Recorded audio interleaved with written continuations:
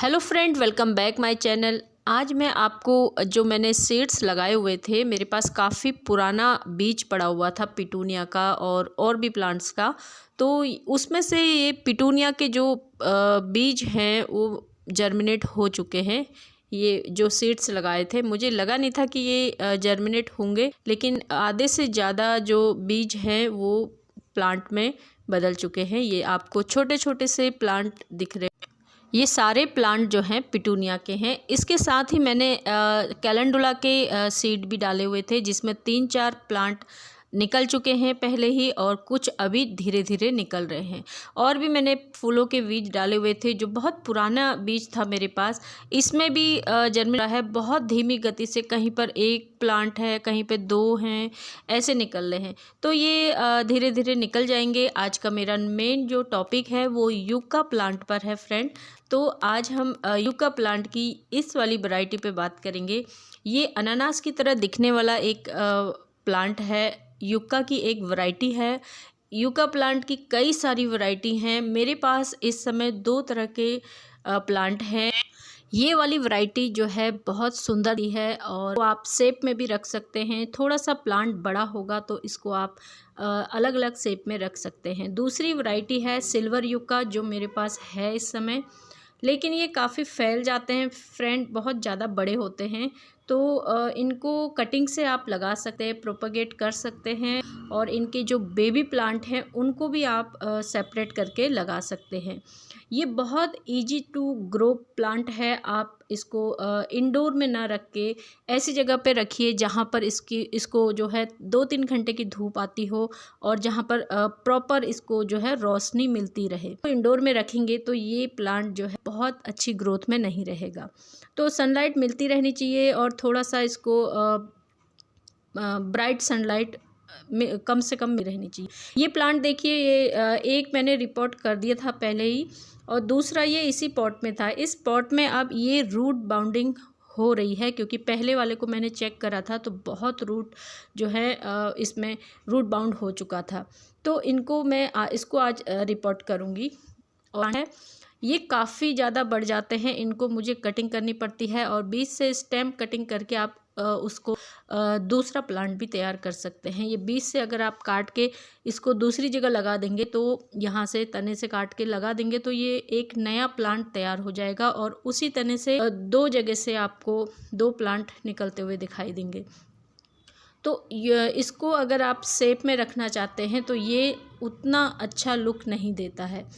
तो ये देखिए नीचे से बेबी प्लांट निकल रहे हैं। ये इस वाले प्लांट में मेरे पास 4 से 5 प्लांट हैं। इस प्लांट में ये बेबी प्लांट जब भी निकलते हैं, ये बहुत पुराना प्लांट है, मदर प्लांट है, और ये दूसरा वाला प्लांट है यूका का।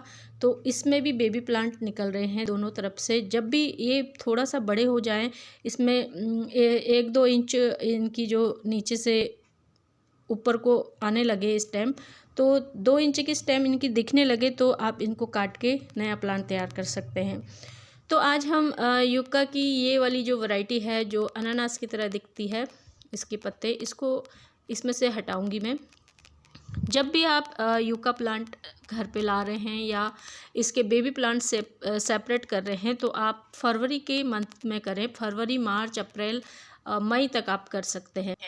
किसी भी प्लांट की रिपोर्टिंग आप 2 कंडीशन पे कर सकते हैं। एक तो तब जब प्लांट की जो रूट्स हैं उसमें पूरी तरह भर जाए और छोटा पड़ने लगे और रूट बाउंडिंग की समस्या आने लगे, तो आप इसको दूसरे पॉट में शिफ्ट कर सकते हैं।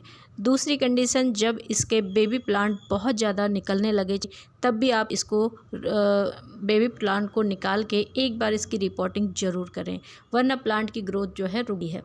तो ये जो प्लांट है ये बहुत मैच्योर प्लांट है, और छोटे पॉट में होने के कारण ये अपना पूरी तरह से इसका जो ग्रोथ है वो बढ़ नहीं पाई है। अभी मैं इसको आपको दिखाऊंगी। इसकी रूट जो हैं, ये रेशेदार जो जड़ें होती हैं, ये पूरी तरह से सूख जाती हैं। आप इसको कितना भी पानी देंगे या कैसे भी आप इसको रखेंगे, अगर पॉट छोटा है, उसमें रूट बाउंडिंग की समस्या हो रही है, तो ये सारी रूट्स सूख के सड़ने लगती हैं, और आप जब इसको निकालेंगे तो ये पूरी गुच्छे की तरह एक बार में ही हाथ में आ जाएंगी। ये देखिए, ये सारी सूख चुकी हैं, इसमें कोई भी इसमें वो रेशेदार कोई जो जीवित होता है ग्रीन कलर का, वो कुछ भी लिक्विड इसमें नहीं है, ये पूरी तरह से सूख चुकी हैं।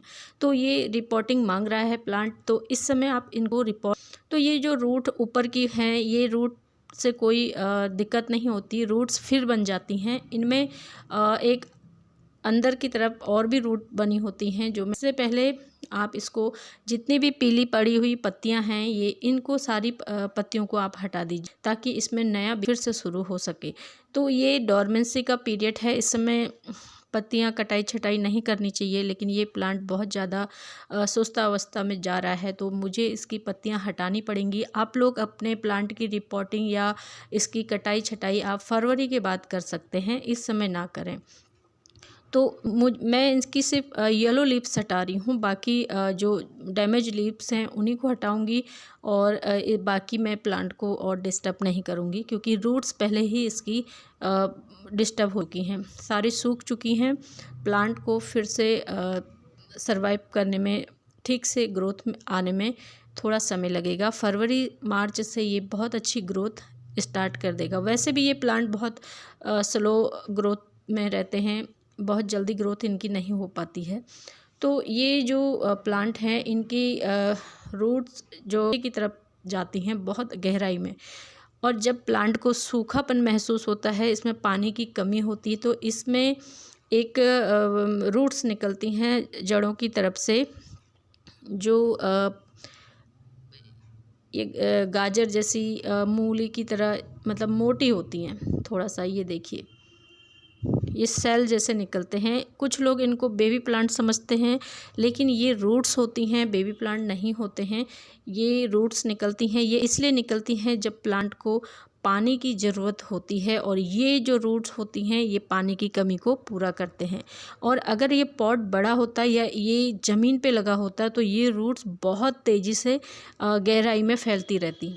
तो ये इन रूट्स को आप चाहे तो हटा सकते हैं, नहीं तो रहने भी दीजिए, क्योंकि जब भी आप कभी 1-2 हफ्ता या 10 दिन तक भी पानी इसमें नहीं देते हैं प्लांट में, तो ये रूट्स अपना काम, पानी की कमी का काम जो है पूरा करती हैं।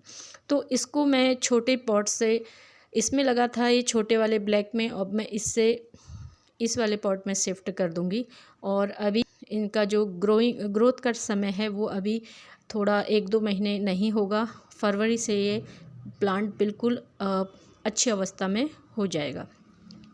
तो जब भी आप लोग रिपोर्ट करें तो इनको ज़रूर देखें कि इनके बेबी प्लांट निकल रहे हैं, क्योंकि इन दिनों सर्दियों में ही इनके जो बेबी प्लांट है बनना शुरू होते हैं, और फरवरी से आपको दिखने लग जाएंगे बाहर निकले हुए, या किसी प्लांट में निकल गए होंगे, तो उनको आप फरवरी से सेपरेट कर सकते हैं।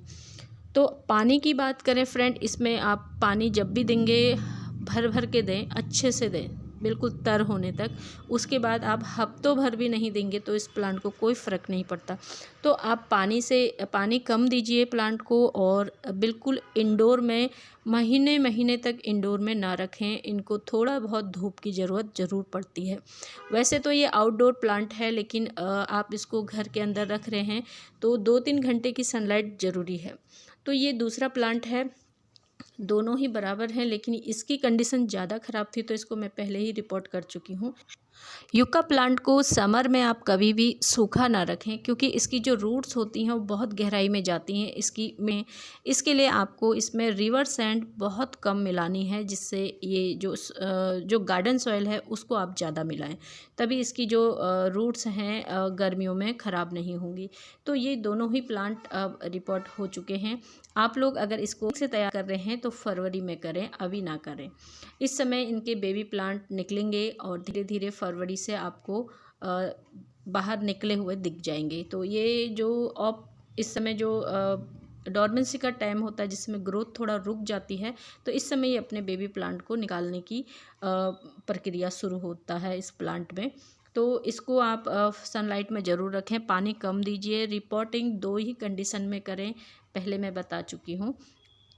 और मिट्टी इसकी बहुत अच्छी मिट्टी बनाने की ज़रूरत नहीं है। इसमें आप गार्डन सॉइल ज़्यादा मिलाएं, रिवर सैंड बहुत कम मिलाएं और इसको गोबर की खाद साल में एक बार दे सकते हैं तो प्लांट बहुत अच्छे से चलेगा। बस सनलाइट थोड़ा हल्की फुल्की देते रहें और जहाँ पर फुल रोशनी आती है वहाँ पर इस प्लांट को रखें। और ये प्लांट अगर इसका